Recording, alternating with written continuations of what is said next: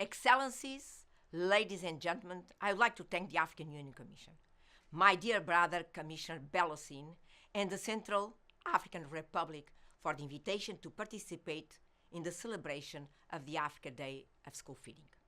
School feeding is more than ever an essential tool for African governments. For the past years, instability in Africa has increased at an alarming pace. The link between this increase and the multifaceted crisis stemming from an adverse international context is undeniable. Indeed, it constitutes evidence of the impact that socioeconomic development has on peace and stability. The persistence of weak governance systems and inadequate and sometimes unequal public service provision has led to an absence of the state as the main service provider throughout the continent. One of the most striking manifestations of this absence of the state is the learning crisis.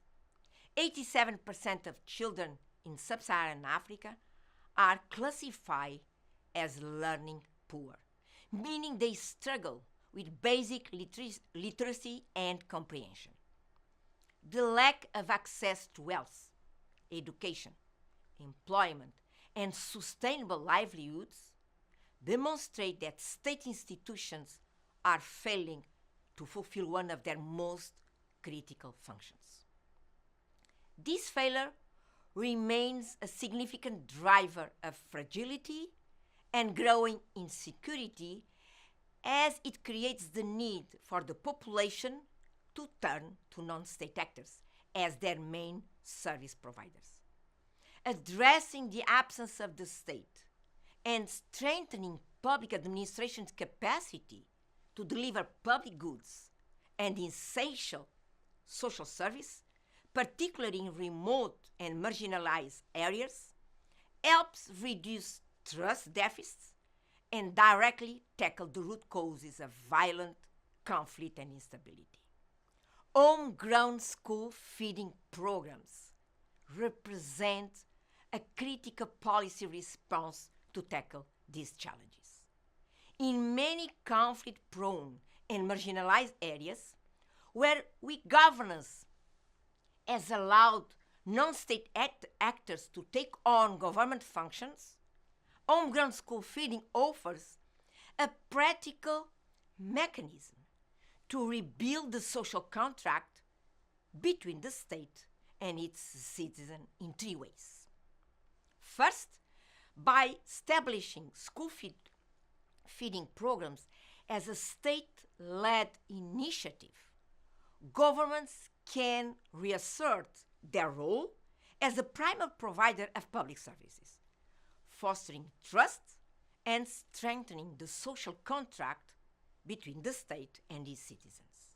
Second, by linking school feeding initiatives to broader development strategies, governments can use these programs as entry points for improving infrastructure, expanding energy access, and enhancing food systems resilience.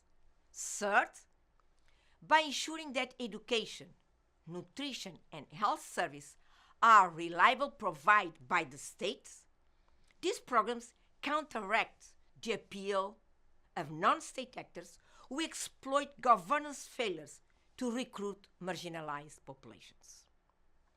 Homegrown school feeding is not a miracle solution for peace and security challenge, but it represents one of the most effective, practical, and proven policy interventions available to African governments.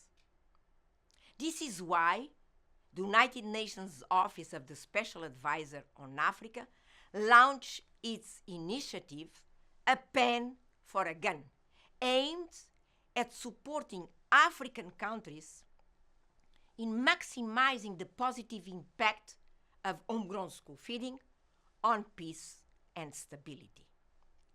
On this 10th Africa Day of School Feeding, I want to reiterate the commitment of my office to supporting the expansion of school feeding programs and call on African governments and their partners to invest in this fundamental tool for peace and development. Happy School Feeding Day. Thank you very much.